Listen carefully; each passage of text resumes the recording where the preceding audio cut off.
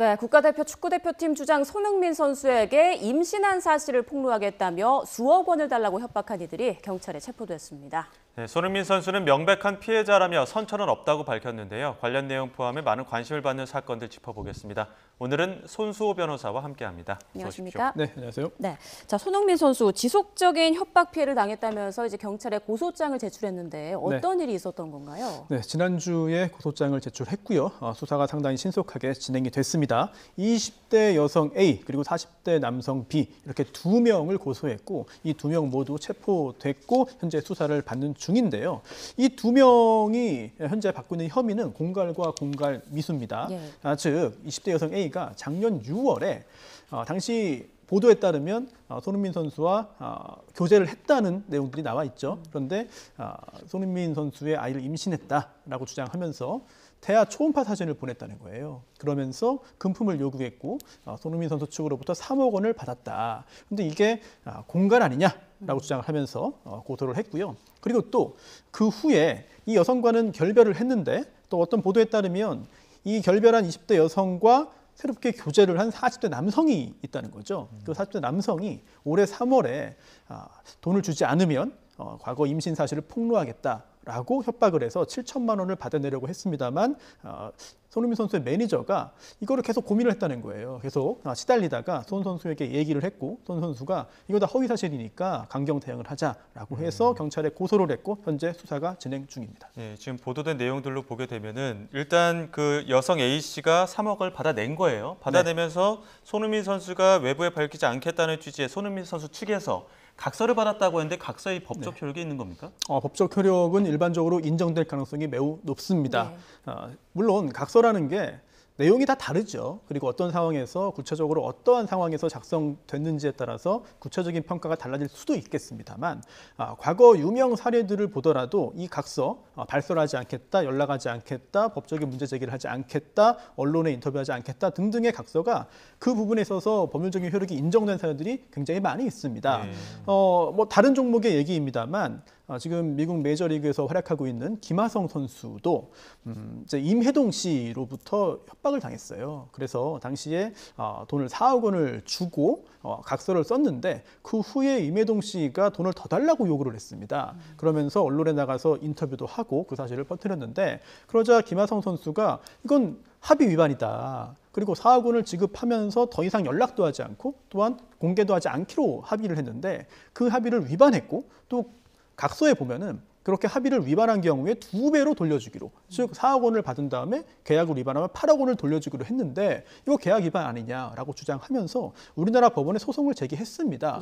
그래서 이 각서의 법적인 효력이 인정되었고 또 2배로 돌려준다는 그런 위약별 규정의 효력도 역시 인정이 되어서 8억 원 배상 판결을 받은 적이 있거든요. 물론 그 후에 아직 확정되지 않고 항소심 절차가 진행 중입니다만 이런 사례를 보더라도 3억 원을 받은 후에 외부에 밝히지 않겠다라는 취지의 그 각서 자체는 현재로서는 법적인 효력이 인정될 가능성이 높아 보이고요. 다만 그 외에 다른 조항이 있을 수도 있어요. 즉 그 외에 추가적인 합의 사항 또 약속을 위반했을 경우에 어떻게 하겠다는 내용까지도 아마도 담겨 있었을 것 같거든요. 그러한 내용은 아직까지 정확히 모두 다 공개되진 않고 있습니다. 네. 자, 여성 A 씨가 주장하는 그 임신 시점이 손 선수 측의 진술과 좀 차이가 있는 걸로 알려지거든요. 경찰에서는 이 여성이 제시한 자료가 허위일 가능성도 있다. 이 부분을 좀 열어놓고 있다고요?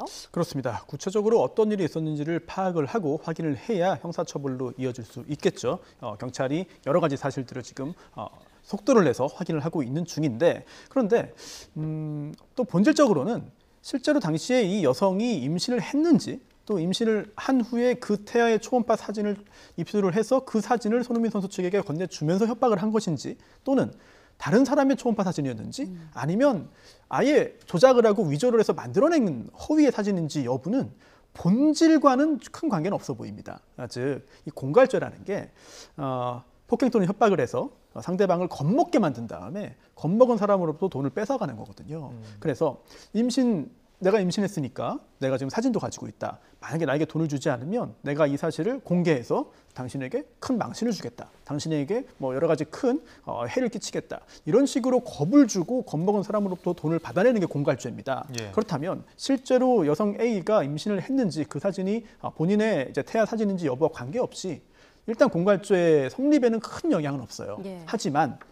만약 임신한 사실도 없었고 또한 이 초음파 사진 역시 조작되거나 기타 옳지 못한 방법으로 입수된 것이었다면은 죄질이 훨씬 더 나빠지겠죠. 따라서 형사 처벌의 수위가 달아날 가능성이 있고 또 하나 좀 관심 있게 좀 지켜봐야 되는 것은 지금 현재 고소 내용과 경찰의 발표에 따르면 경찰의 이야기에 따르면 범죄가 두 가지로 볼 수 있어요. 범죄 혐의가 두 가지로 볼 수 있는데 즉 작년 6월에 여성이 했던 3억 원에 대한 공갈 그리고 또 올해 3월에 남성이 했던 7천만 원 공갈 미수거든요.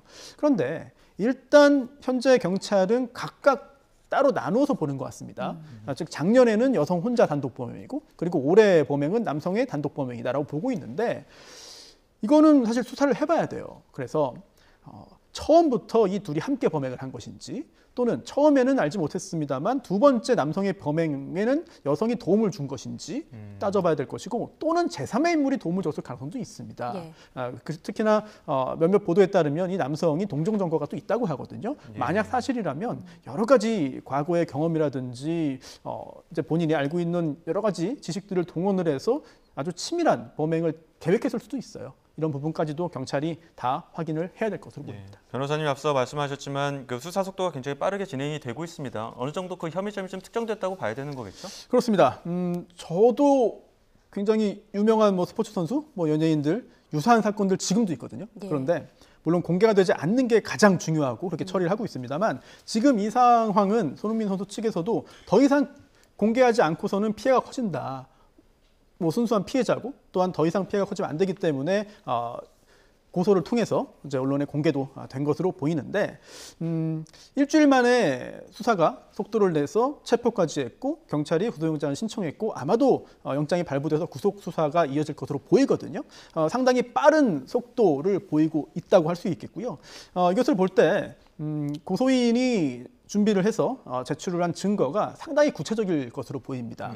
그리고 또 짐작입니다만 작년에 있었던 이 여성의 공갈 행위가 일회성으로 끝났거나 아니면은 뭔가 참작할 만한 사정이 있는 것이 아니라 경찰이 볼 때 수법이 굉장히 좋지 않다라고 판단했을 가능성도 있어요. 예. 그리고 또한 이 범행과 관련해서 바로 체포하기보다는 범죄 혐의가 있어 보이면은 통신 관련된 부분이라든지 이런 것도 먼저 확인을 하거든요. 예. 이를 통해서 더욱더 신속한 수사가 필요한 그런 필요성이 인정됐다. 그럴 가능성이 굉장히 높아 보입니다. 말씀해 주신 대로 여성은 이제 공갈이고 남성은 공갈 미수 혐의를 받고 있는 거죠. 네. 자, 이들이 각각 어떤 처벌을 받게 될지도 궁금하고 공모 관계가 이제 확인이 되면 또 추가 처벌이 이뤄지는 건지도 궁금하네요. 그렇습니다. 공갈죄는 폭행 또는 협박으로 이제 겁을 먹게 해서 즉 외포심을 갖게 해서 돈을 받아내 금품이나 금전적인 이익을 재산상 이익을 받아내는 범죄인데요.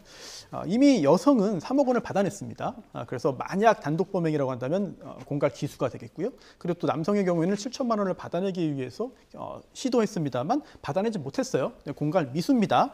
법정형이 이제 형법에 정해져 있는데 만약에 이 둘이 함께한 것이라면 그럴 경우에는 적용 법조가 적용 법령이 달라져 버립니다. 예. 즉 2인 이상이 공동으로 이러한 공갈 행위를 했다면 공동 공갈이 되는 것이죠. 이때는 폭처법 그러니까 폭력행위 등 처벌에 관한 법률이 적용됩니다. 그래서 형법에서 정한 법정형이 2분의 1까지 가중될 수 있습니다. 네. 또 그 외에도 지금 이 상황에는 일단은 적용되지 않을 것으로 보입니다만 특경법이 있어요. 네, 특정 경제범죄 가중처벌 등에 관한 법률이 있거든요. 여기에서는 이 공갈을 해서 이익액이 5억 원 이상이면 또 가중처벌하게 돼 있습니다. 그런데 현재까지는 3억 원 그리고 7천만 원 이렇게 돼 있기 때문에 여기에는 해당되지 않는 것으로 보입니다만 피해액이 혹시라도 또 상황을 확인해 보니까 피해액이 더 커질 가능성도 있거든요. 그럴 경우에는 특경법 적용 가능성도 배제할 수는 없다. 어쨌든 지금 상황에서는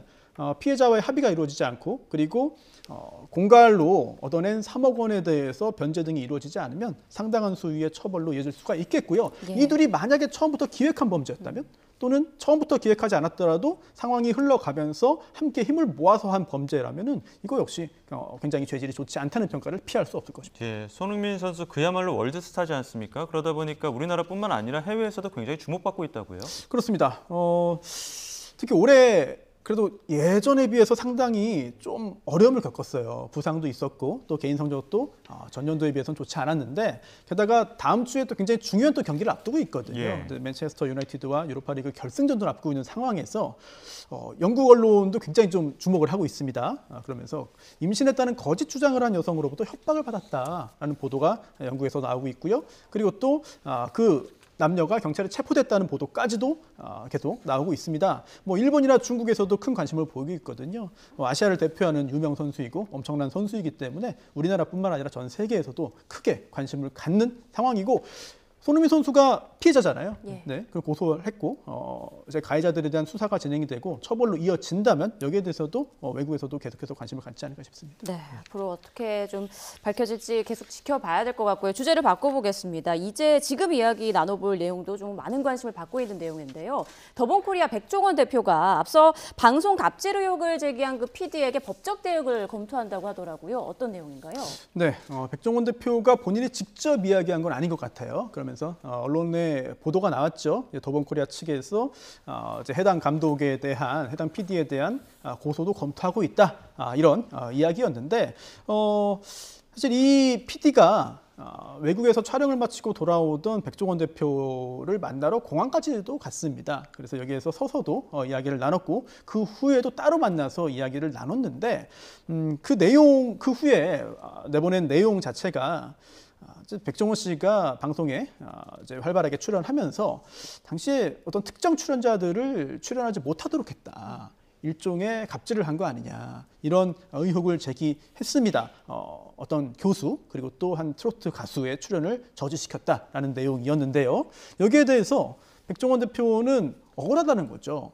당시에 담당 PD가 어떤 출연자와 뭐 잘 맞느냐, 뭐 괜찮겠냐라고 했을 때 거기에 대해서 본인의 의견을 말할 수 있는 거 아니냐, 뭐 글쎄요 정도라고 대답할 수 있는 거 아니냐, 내가 출연을 못하게 막은 건 아니고 그거는 방송사의 사장이 와도 못하는 거다라는 이제 항변을 했습니다. 그러면서 더본코리아 측에서 고소도 검토하고 있다는 이야기가 나왔는데 그러자 이 해당 PD는 예. 오히려 빨리 고소하면 좋겠다. 고소를 반긴다라는 취지의 이야기도 했어요. 그러면서 수사를 통해서 오히려 더 자세한 내용들이 드러날 것이다 라는 말을 했고요. 또한 더본코리아 측은 지금 고소를 했다는 얘기도 아니고 곧 하겠다는 것도 아니고 일반적으로 고소할 가능성도 있으니까 뭐 검토하는 중이다라는 원론적인 입장으로 약간 선회한 것 같습니다. 실제로 고소를 해서 조사가 진행이 되면 이런 사건의 경우에는 쟁점이 어떤 부분이 되는 겁니까? 네, 일단 명예훼손으로 고소를 할 것이라고 그렇게 준비하고 있다는 내용이 나왔잖아요. 그렇다면은 백종원 대표의 명예가 훼손되었느냐, 그리고 또 이를 통해서 혹시라도 법인인 더본코리아의 명예가 훼손되었느냐 등까지도 문제가 될 수 있을 테고,